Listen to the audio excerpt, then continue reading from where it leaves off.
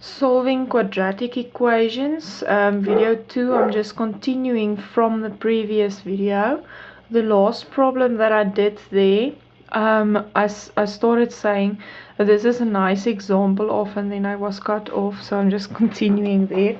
This is then the last problem. There is a nice example of solving quadratic equation by using the formula. Now I just want to also do solving of a quadratic equation by using the advanced trinomial factorization, just to show you how that would work. But again, with this problem I will be able to do the same problem and get to the same answers by using the quadratic formula that I used in the previous video's last problem. So if I now have this, can you see I have a product, and I tend to think, oh, I already have a product, but look carefully at this side. I don't have a product equal to 0, and what I want is everything on one side with 0 on the other side, and since I don't have 0, I must take this over. But now if I take it over, I'm going to have 2 brackets minus 10, and the 10 is a sort of a loner, and he needs to be integrated into the rest of the group there. So I'm going to first multiply this out so that I can add or subtract the 10 from that. So I'm going to multiply x with x with 2, minus 1 with x, and minus 1 with 2. If you're still not comfortable with products, you can go through the video about products and make sure you are comfortable with that. That's something you need to be able to do quite quickly, especially if you are in the higher grades, like grade 11, grade 12. And now can you see I can integrate the 10 there with the minus 2 to become minus 12 is equal to 0. And oh, this is not advanced trinomials, this is quite simple trinomials actually. I'll do one now where I do advanced trinomials also. And now I can simply factorize this into x minus 4, x plus 4, actually x minus 3. You can go through all of the steps of factorizing also. First, if you remember the four steps, first I find the factors. So I will find the factors of 12, 1, 6, 2, 4, 3.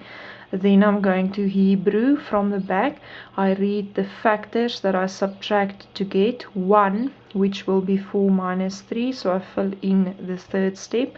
I fill in the 4, the 3, the x, and then I'm going to use my plus minus rules, which states that my signs are different. The bigger one is positive, so the 4 is positive and the 3 is negative. But you'll see as you continue through these steps over and over and over again, you will be able to factorize this as quickly as I have done now. And there's some basic ones that you do so many times over and over again, that you'll be able to factorize quickly. And then after I factorized, I can now use the 0 factor law and state that to make this bracket 0, because if this is a product that gives me 0, this must be 0 or this must be 0. So this is 0 where x is negative 4, and this is 0 where x is equal to 3. Let's look at a problem where I'm going to do the advanced trinomials. So say for instance I have 4x plus 4 over x plus 11 is equal to 0. And usually in this question you will see they state there x is not equal to 0.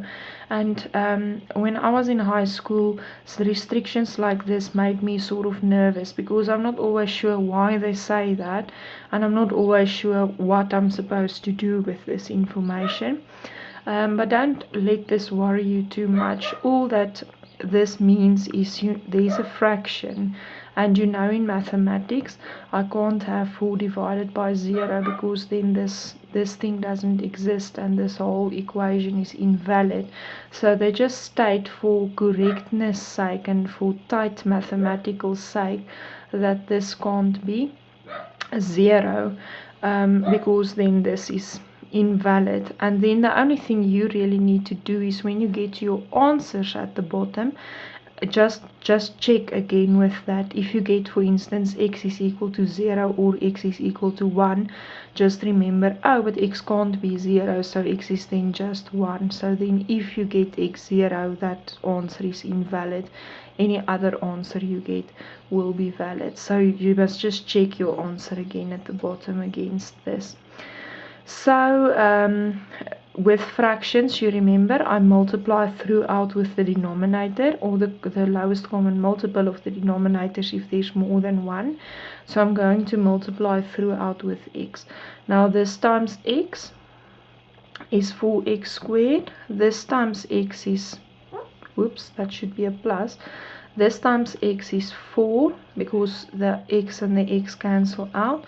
This times x is 11x, and 0 times x is still 0. I actually multiply with the x throughout up until there, including.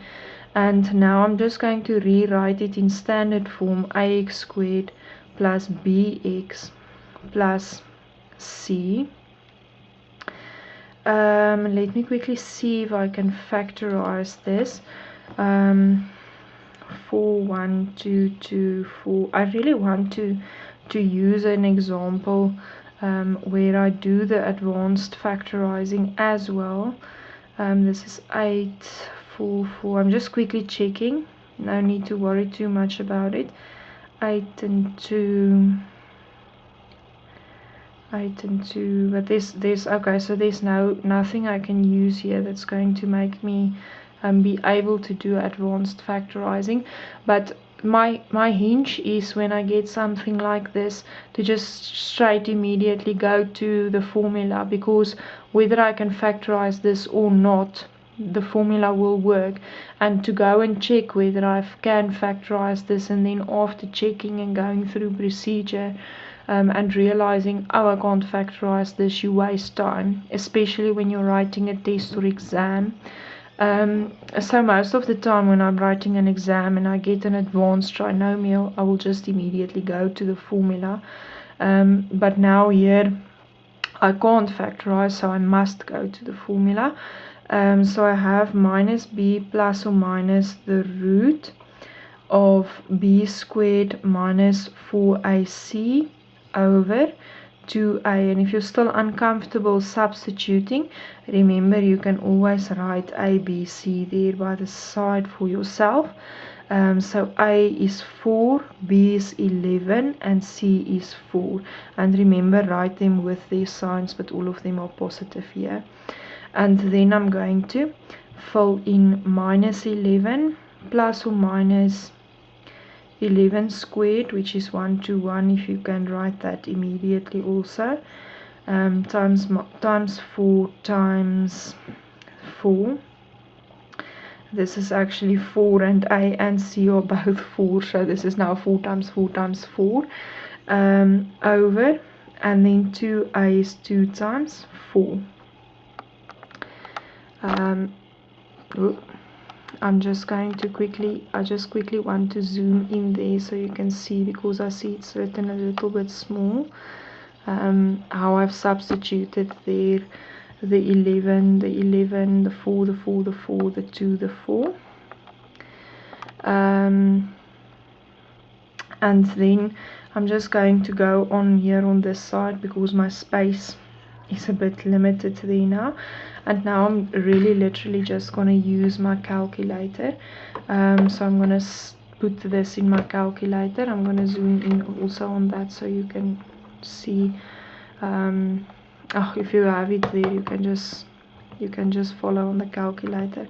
So I have minus 11 plus, I first actually want to put in the fraction, and then I put on top of the fraction minus 11, first plus the root of 11 squared minus 4a is 4 and c is 4 over 2 and a is 4, like that.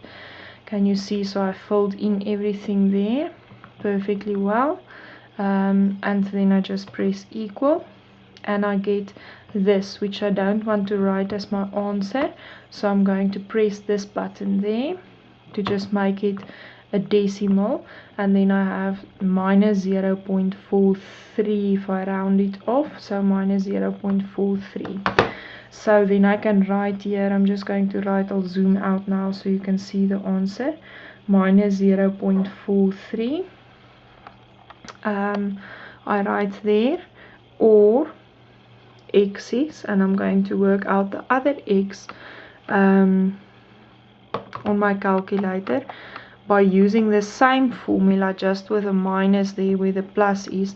So I'm going to use my arrow keys and then just move to the plus. I move my cursor, can you see, to after the plus, and then I press this delete button, and when I press the delete button, can you see, it takes away the plus, and I just feed in a minus there, and I press equal, and I don't want this, so I press that SD button to make it.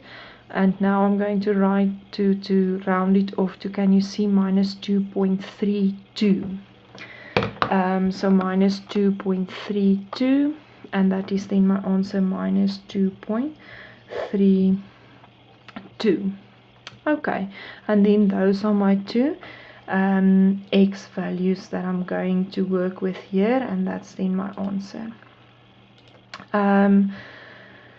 Okay. I actually want to work through a lot of examples with this, because this is the type of solving of equations. Quadratic is the type you see the most, you get asked the most.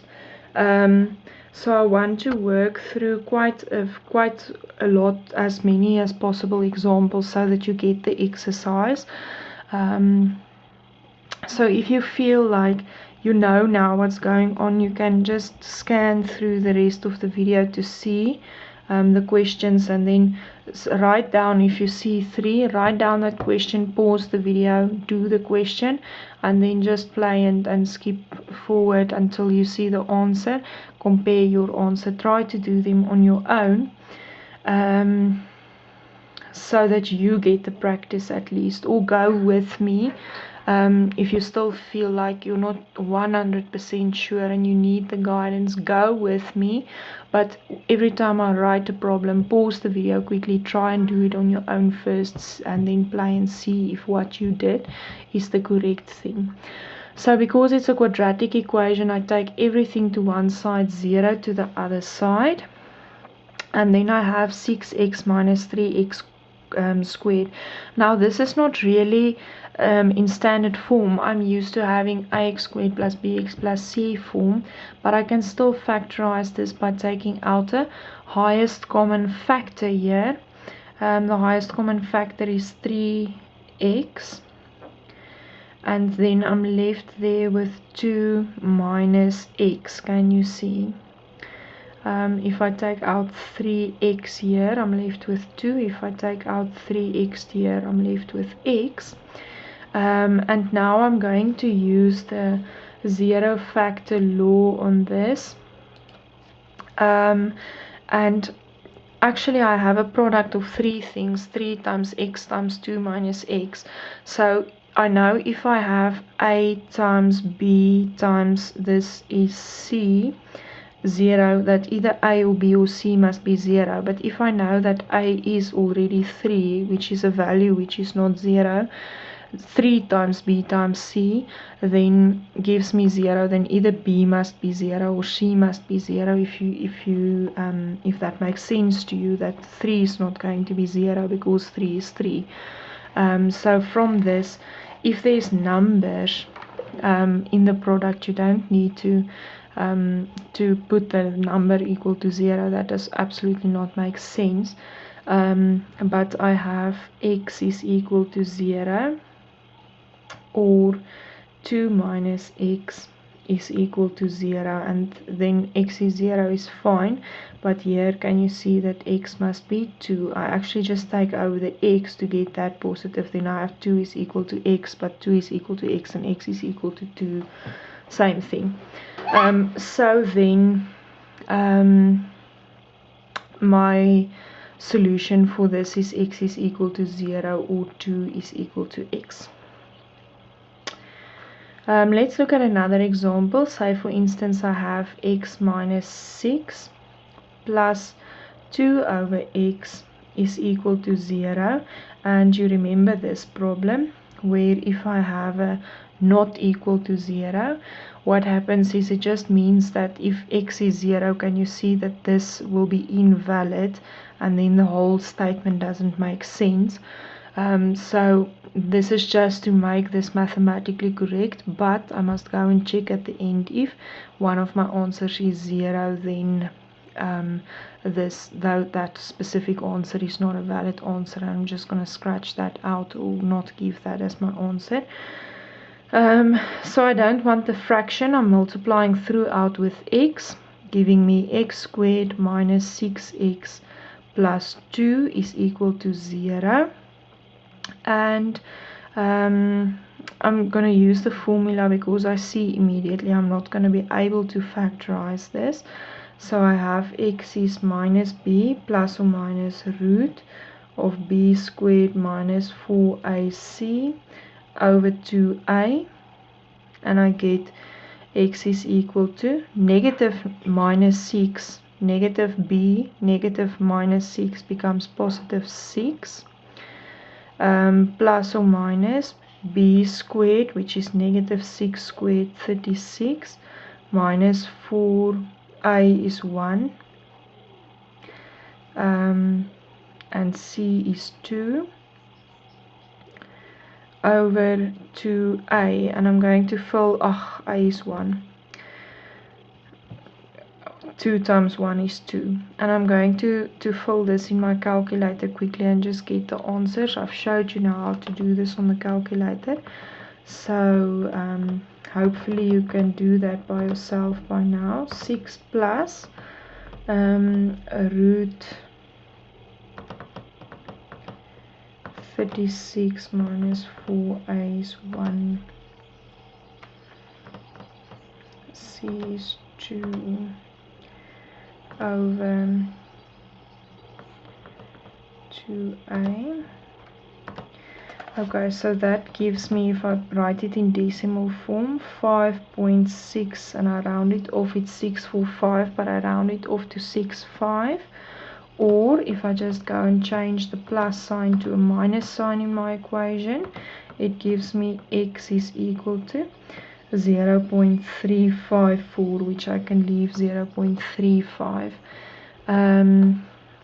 Perfect then. And just quickly evaluate again for yourself. Can you see that none of these answers are 0? So I'm fine, these are my answers.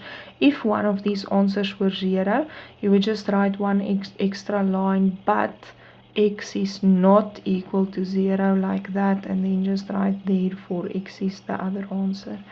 So you just write that extra in then if you need to. Right, I think one last example. Let's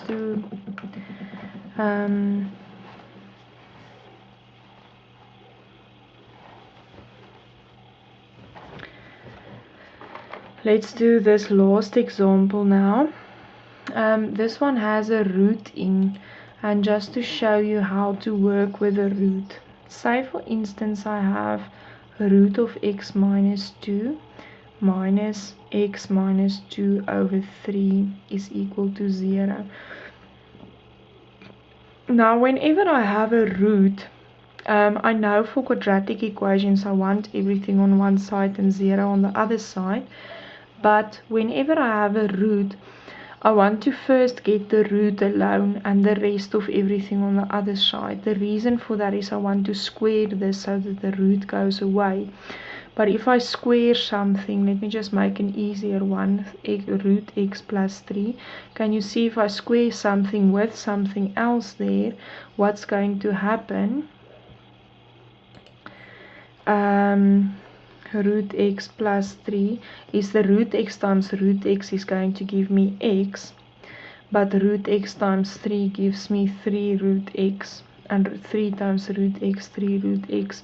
And can you see that I'm actually really just making this more complicated? So I'm not going to, the way to get rid of a root is by squaring, but I don't want to square with something else in the expression, because then I'm just complicating things for myself. So what I want to do is I want to take this over to the other side so that I have the root as one term on the one side and the rest of everything else on the other side. Sorry for the dogs outside barking now. And then I'm going to square both sides. So if I square a root, the root just falls away and I'm left with this. And if I square this, I'm going to be left with x minus 3 over 3 squared. And remember, whenever you square something in an equation, I must go and test my answers at the end. So as I square here, I write a star and test my answer, so that when I get to the answer I see, oh, I must still test my answer. Whenever you square a root, just go test your answer on the end, because of if I take minus 3 and I square it, I get 9. But now that does not mean the square root of 9 gives me minus 3 again. The square root of 9, if I go back, can give me minus 3 or plus 3. So whenever I square, I'm creating more values than there actually is. So go and test your answer at the end. Right, so now I'm first just going to square this. So I have on this side x minus 2, and on this side I take this whole numerator as it is and square it, which becomes x minus 3 times x minus 3, and I square the 3 also, which becomes 9. Don't make the mistake of just squaring one thing in the bracket. If there's a bracket, square everything inside the bracket. So I square this numerator, that looks like this, and I square the denominator, which becomes 9. Okay, I first just want to get rid of this ugly fraction, so I'm going to just multiply by 9 throughout, and that's quite simple. On this side I just multiply by 9 like that, and on this side if I multiply by 9, it's gonna cancel out, so I'm left with x minus 3 times x minus 3. Can you see?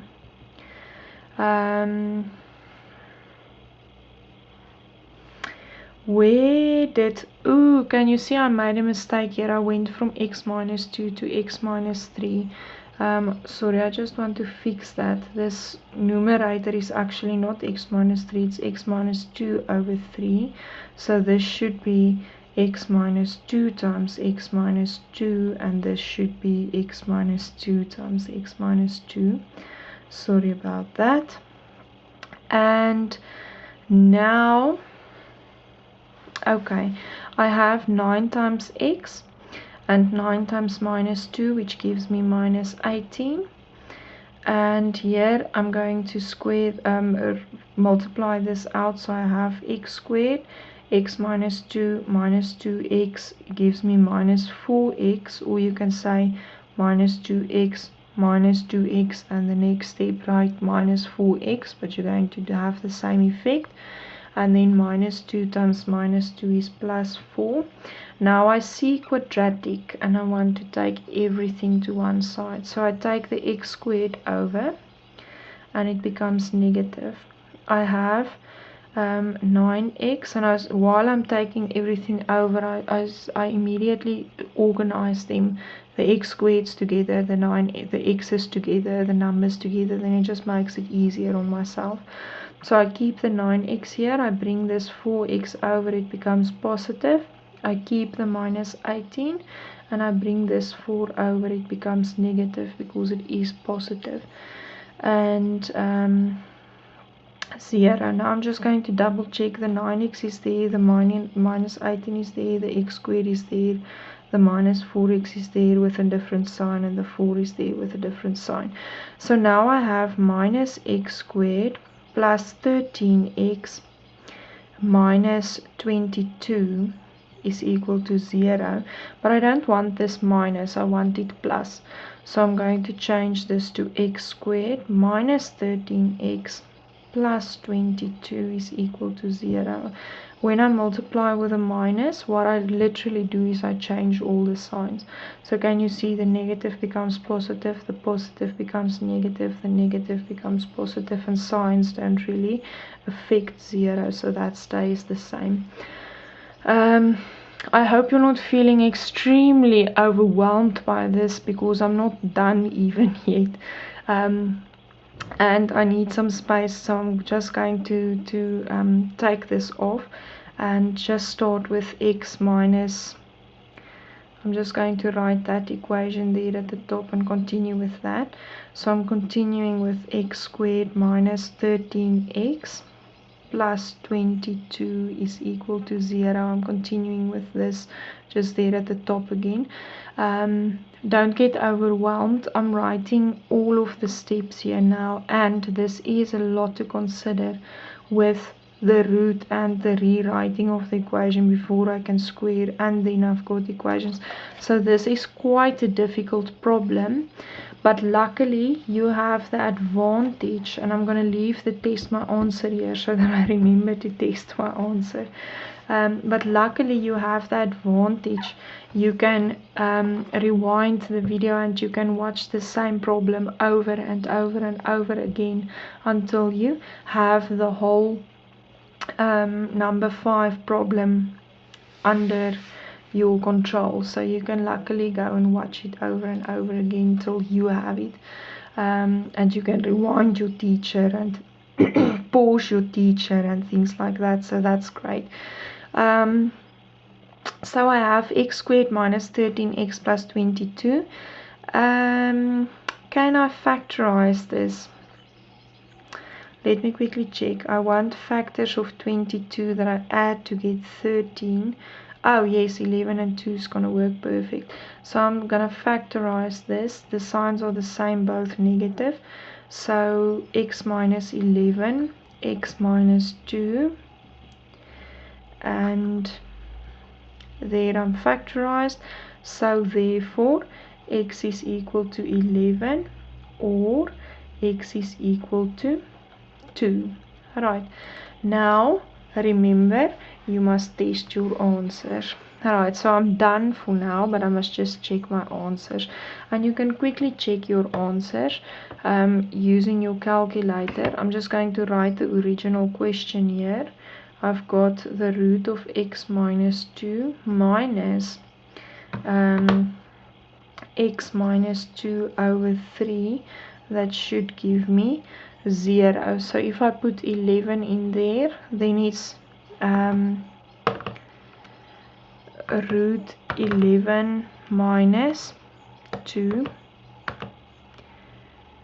then minus